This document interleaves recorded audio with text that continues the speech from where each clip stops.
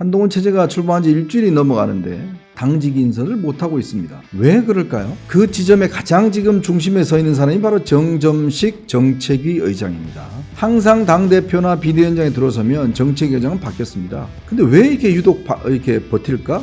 라는 의문을 가지지 않겠습니까? 예, 오늘 발언하지 않겠습니다. 이 정점식 의장은 윤석열 대통령과 굉장히 친분이 있습니다. 윤 대통령 입장에서 보면 정점식 의장을 그만두게 하겠다는 것은 지도부에 있는 친윤들을 다 없애겠다는 그런 의도로 아마 본인은 인식하는 것 같아요. 정점식 의장의 어떤 이 사퇴 거부는 지난 전당대회에서 나타났던 민심과 당심을 거부하는 것으로 비춰질 수 있습니다. 그리고 계속 이런 부분들을 대통령실이 받아들이지 않는 거 아닌가라는 의심을 살 수가 있어요. 민심을 받들지 않는 정당과 대통령은요, 있을 수가 없습니다.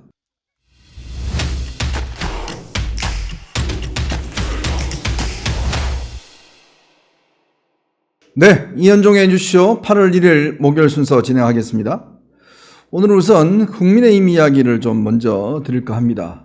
지난 7월 23일 전당대회를 통해서 한동훈 체제가 들어섰습니다.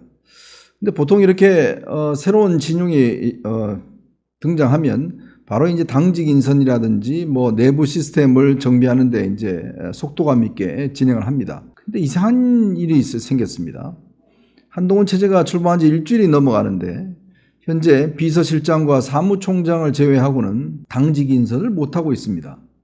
왜 그럴까요? 왜 이렇게 늦어지는지, 왜 한동훈 대표는 본인의 뜻으로 인사를 못하고 있는지 오늘은 그 지점을 좀 여러분께 이야기를 들어보고자 합니다. 그 지점에 가장 지금 중심에 서 있는 사람이 바로 정점식 정책위 의장입니다. 왜 이 사람이 이렇게 문제가 될까? 자, 이 문제부터 먼저 좀 풀어드리도록 하겠습니다. 우선 정책위 의장이란 자리는 원내대표와 함께 당의 어떤 정책을 총괄하는 자리입니다. 야당은 뭐 그렇게 어떤 집행력이 없으니까요. 여당 같은 경우는 정책위 의장 권한이 상당히 막강하죠. 그 밑에 정무조정위원장들도 있고, 특히 정부와의 이제 당정 협의를 할 때 아마 실무적인 일들은 정책위 의장이 다 합니다. 예를 들어서 최근에 TMF 사태 뭐 이런 게 터졌지 않습니까? 그러면 이런 부분에 대한 정책적인 어떤 그 이야기들을 당과 그다음에 이제 대통령실과 정부와 그 매개고리를 하는 사람이 바로 정책위 의장이에요. 한동훈 대표가 취임을 하면서 당의 변화를 좀 보여주겠다. 그리고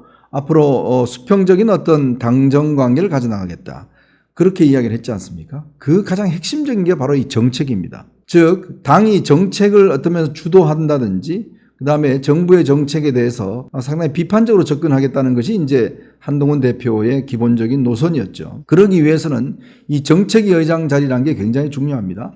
근데 2021년도에 이 국민의힘이 내부 당헌을 바꿨어요. 정책위 의장은 원래 이제 원내대표가 파트너로 이렇게 하게 돼 있어요.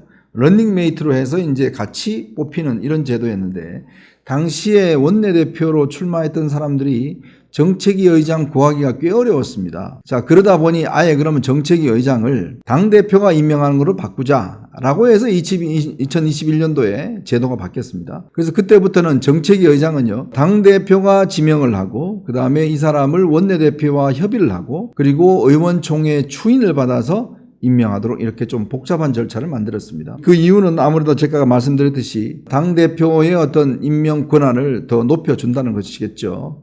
그리고 당헌 단계도 보면 당직자들의 임면권, 즉 임명하고 면직하는 권한은 당대표가 갖도록 되어 있습니다. 근데 저는요, 당연히 이렇게 한동훈 대표가 들어섰으면 다 일괄사표를 내는 줄 알았어요. 보통 그래 왔거든요. 왜냐하면 세수는 세부대에 담는다는 게 가장 기본적인 원칙이지 않습니까? 즉 이번 같은 경우도 워낙 치열한 경선이었지만 워낙 압도적인 표로 한동훈 대표가 당선이 됐죠. 왜냐? 나머지 3명의 후보와는 달리 한동훈 대표는 변화를 내걸었습니다. 그 변화에 당원과 그 다음에 민심이 무게를 실어준 거 아니겠습니까? 그렇다면 그 변화를 일으켜낼 수 있는 당직을 기용을 해야 되겠죠. 그게 바로 이제 정책위 의장이었는데 문제는 이 정정식 정책위 의장이 그만둘 생각이 없는 모양이에요.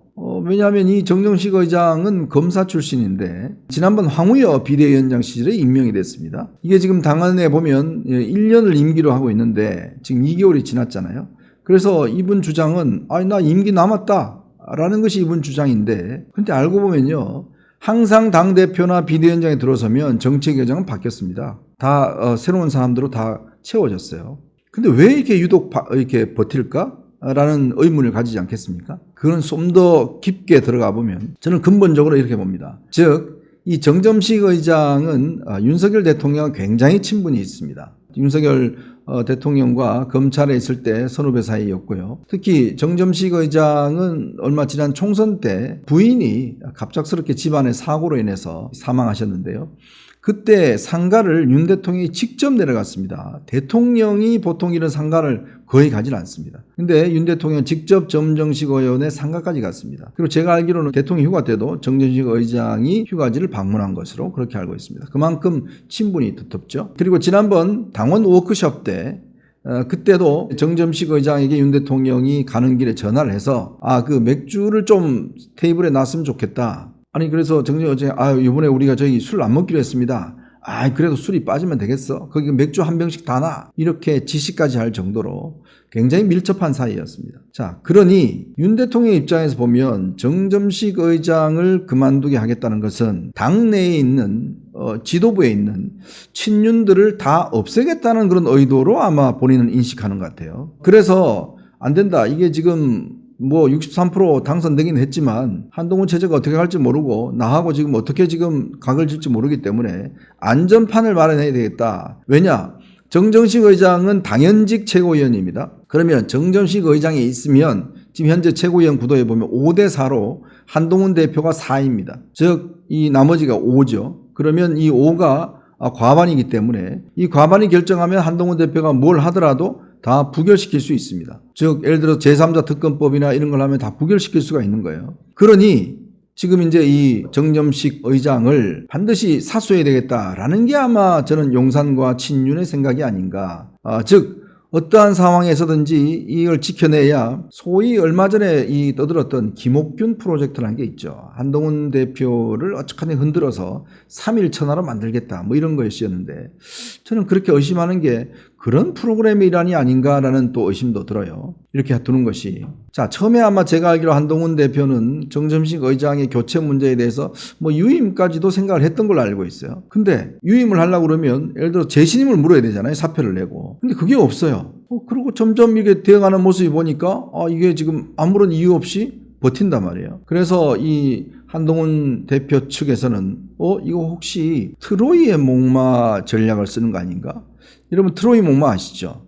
그 적진에서 트로이 목마를 갖다 선물했는데 그 목마 안에 군인들이 전부 다 잠복하고 있었던 겁니다. 그래서 다들 전쟁에 승리했다고 좋아할 때 밤에 그 안에 있던 군인들이 나와서 완전히 역공을 펼치는 거죠. 그래서 점령한다는 건데 마침 이 정점식 의장이 트로이 목마처럼 한동훈 체제에 들어와 있다가 한동훈 체제가 어떤 면에서 보면 좀 갈등을 할 때 그때 결정적으로 이 5편에 서면서 5명 편에 서면서 결국은 뒤집으려고 하는 게 아니냐 이런 의심들을 이제 한동훈 대표 체제 하는 것이죠. 그리고 또 하나는 정점식 의장이 검사이기 때문에 이게 지금 같은 검사 대표의 같은 검사 정책의장 그리고 정책의장도 할 정도면 이 정책에 좀 능해야 되는데 그렇지 않다는 겁니다. 최근에 TMF 사태가 터졌을 때 가장 먼저 입장을 표명하고 대책을 촉구한 게 바로 한동훈 대표였습니다. 본인의 SNS 통해서 이거 심각하다. 빨리 정무위원회를 소집을 해서 이 문제를 좀 따져달라라고 해서 정무위원회가 지난 화요일 날 열렸습니다. 그런데 정책위원장은 아무 말이 없어요. 오늘도 최고위원회 열렸는데 정책위원장 마이크를 가니까 저는 할 말이 없습니다. 넘겨버렸어요. 예, 오늘 발언하지 않겠습니다. 간단하게 예.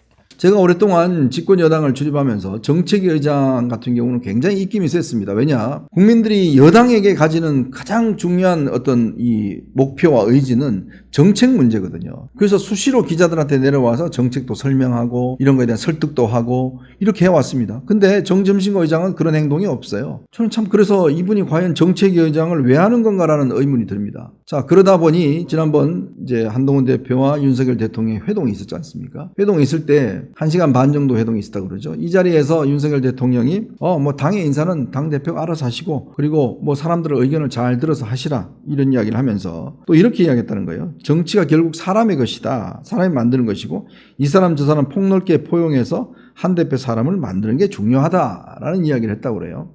이거는 결국은 당에 있는 사람들을 잘 포용하라는 뜻이겠죠. 그리고 또 당의 인사는 알아서 하라는 뜻인데, 근데 이게 이름 말과, 이거는 이제 한동훈 대표 측에서는 한동훈 대표가 인사에 대한 책임을 가지고 하라는 뜻으로 해석을 하는데, 또 반면에서는 그게 아니라 잘 포용해서 하라는 뜻이다, 또 이런 이야기가 나오고 있어요. 어쨌건 이렇게 이야기까지 하고 그날 저녁에 또 정진석 비서실장과 추경호 원내대표 또 한동훈 대표 만났다고 그래요. 근데 이 자리에서 정진석 실장 같은 경우는 정은정식 의장을 꼭 갈아야 되겠냐 뭐 이런 이야기를 했다고 그러고, 근데 한동훈 대표는 확고하게 이번에 교체를 하겠다 이런 이야기를 했다고 그럽니다. 근데 이제 모양상 마치 이제 경질하는 모양은 안 좋거든요. 그래서 본인이 알아서 판단을 해줘야 되는데, 문제는 본인이 판단하지 않고 계속 침묵 시위를 벌이고 있어요. 저는 그래서 이분이 그냥 본인 개인의 어떤 이렇게 뜻이 아니구나, 뭔가 뒷배경이 있구나, 누가 뒤에서 계속적으로 그만두지 말라라고 이야기하고 있구나, 그런 의심을 솔직히 해봅니다. 자, 그런데요, 여러분 한번 생각해 보십시오. 이번에 전당대회라는 게 뭡니까? 전당대회라는 건 당의 최고 의사결정기구입니다. 자, 그런데 전당대회 끝나자마자 바로 그 다음날 김민전 그다음에 김재원 최고위원이 당대표가 뭐 당의 원내 전략에 대해서 이래라 저래라 하면 안 된다.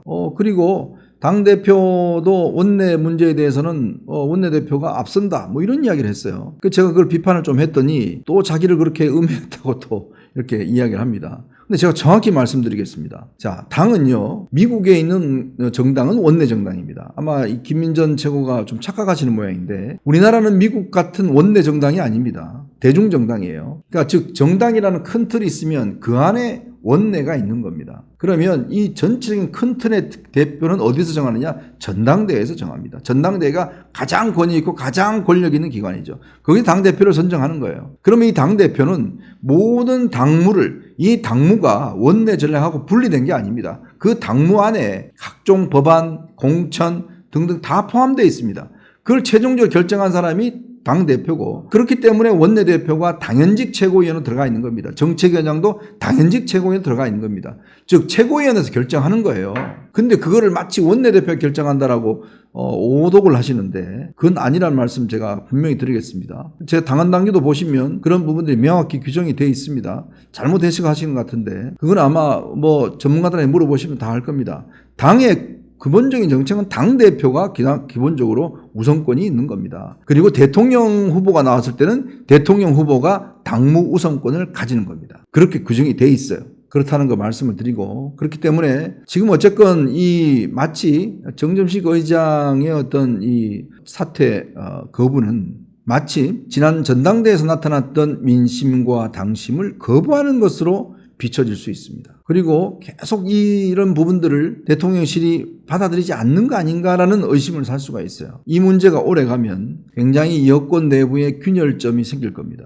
자, 이번에요, 당심과 민심은 63%의 압도적 지지로 한동훈 대표가 변화를 이끌어내라 라고 힘을 실어준 겁니다. 그럼 뭘 할 수 있게 만들어줘야 되는 거 아니겠어요? 그럼에도 불구하고 아직까지 저렇게 미련을 둔다는 거, 그건 변화를 하지 않겠다는 의미죠.